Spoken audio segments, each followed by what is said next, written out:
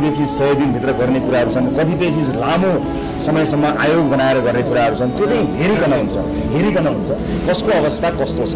तर सुनिश्चितता चाहिँ म तपाईँलाई के दिन सक्छु भने कोही पनि घरबार विहीन हुनु पर्दैन। लावारिस भएर कहाँ बस्ने कहाँ जाने केही दिन अवश्य पनि दुःख काहीँ न काहीँ हुन सक्ला। केही दुःख आज गरिएको दुःखले भोलिसम्मको पुस्ताका लागि एउटा सुनिश्चितता गर्छ, त्यो केही भएको हुन सक्ला। म त्यसलाई अन्यथा भन्दिनँ। तर हेरिकन अवस्था हेरिकन कोही घरबार भएकै पनि हुनुहुन्छ होला, कसैको कहीँ कतै केही पनि छैन होला। त्यस कारणले कसको अवस्था के छ यसको लगत सङ्कलनको कार्य निरन्तर भइरहेको छ।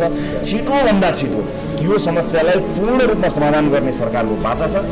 आज प्रक्रियामा मान्छेहरूले कतिपय कोणबाट प्रश्नहरू आएका छन् होला, तर भोलि हामी नै सरकारले यसलाई नीतिगत रूपमा समाधान गर्यो, यो समस्या सदाका लागि समाधान भयो भन्ने दिन आउँछ। त्यसको लागि प्रतीक्षा गर्नु होला। रिजल्ट हेर्नुपर्छ।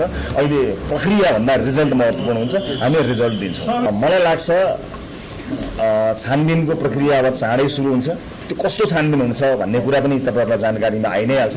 अहिले उहाँले आफ्नो नैतिकता देखाएर ममाथि प्रश्न उठेको हुनाले छानबिन गरियोस् नै भन्नुभएको। मलाई पनि छानबिन गर्नु पर्यो, मलाई छानबिन गरियोस्। मलाई नि अरूलाई जस्तै मलाई पनि छानबिन गरियोस्, ममाथि उठेका प्रश्नहरूको निराकरण होस् भन्नुभएको छ।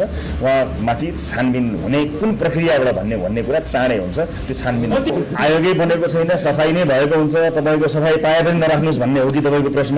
सफाई नै पाउनु भएन भने त पाइसक्नु भएपछि त त्यो त प्रश्न सकिने नै होला।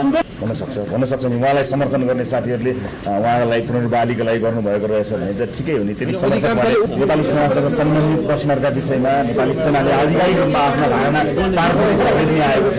अब शङ्का उपशङ्का गर्नुपर्ने कारण केही पनि छैन। कहिलेकाहीँ कतिपय संयन्त्रहरू कतिपय सूचना प्राप्त गर्न छिटो पनि हुन्छ। यो मेरो अन्दाज मात्रै हो होला भन्ने एउटा मेरो अनुमान हो। यो कतिपय कस्तो पनि संयन्त्रहरू विभिन्न संयन्त्रहरूको आफ्नै क्षमता छ। कसैको क्षमता अलिक बढी छ केही कुरामा, कसैको क्षमता अर्को कुरामा बढी छ। हुनसक्छ त्यो लगत सङ्कलन प्रक्रियामा अझ बढी सक्रियता भएर त्यसले चाहिँ नि राज्यलाई सघाउनको लागि काम लागेको पनि हुनसक्ला। यो मेरो त्यसै अन्दाज मात्रै हो। त्यस कारणले त्यस्तो प्रश्न उठाउनु पर्ने लगतका लागि, भोलिका लागि केही निर्माण गर्ने कामका लागि पनि हुनसक्ला, कुनै पनि चिजका लागि हुनसक्ला। त्यो चाहिँ राज्यलाई सघाउने, राज्यको एउटा कुनै न कुनै एउटा मुलुकभित्रको निकाय नै हो, त्यसले राज्यलाई सघाउने